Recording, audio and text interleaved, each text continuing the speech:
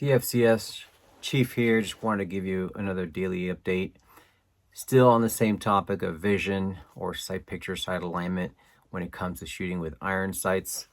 Just to kind of wrap it all up, the first two videos I talked about some exercises to help you with your focal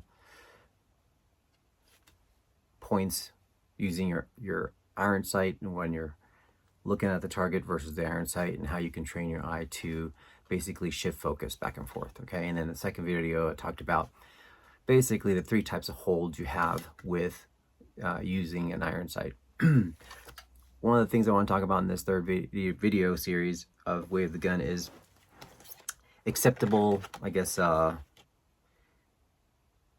acceptable accuracy. All right, what does that mean? These are the terminology for it, but that's what I'm just coming off the top of my head. If you'll notice too, none of my videos are edited. I'm just shooting right from what I know and how I teach.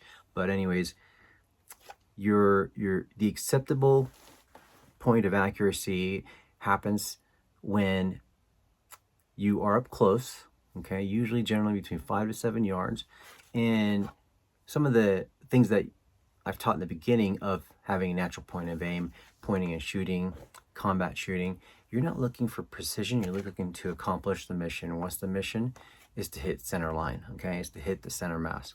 So what's going to happen is, if you're 5 to 7 yards, how much time do you want to spend ensuring that you have the most perfect height and the most perfect equal light in between your front sight and your rear sights?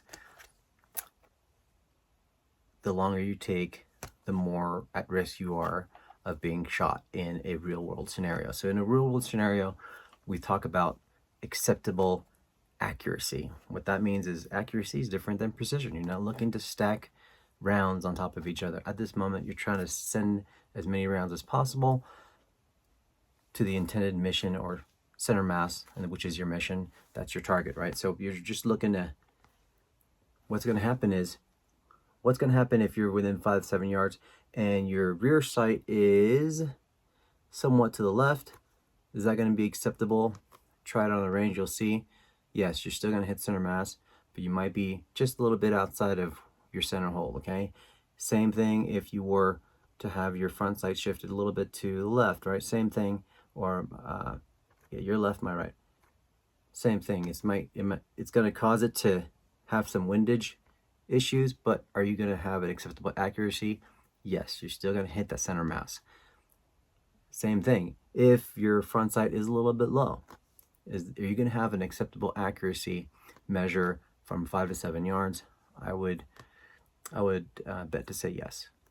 And you might end up shooting a little high on the elevation, might go up and down, but you're still going to hit center mass and in center.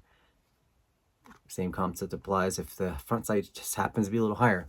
Within 5 to 7 yards, you're going to have that measure of acceptable accuracy, and be comfortable with it. Just trust your sight, call your shot, know exactly what your target is.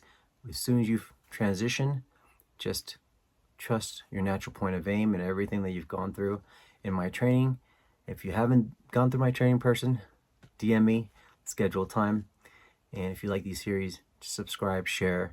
I'll have more coming up in regards to red dot training for vision. Again, glad you came. God bless.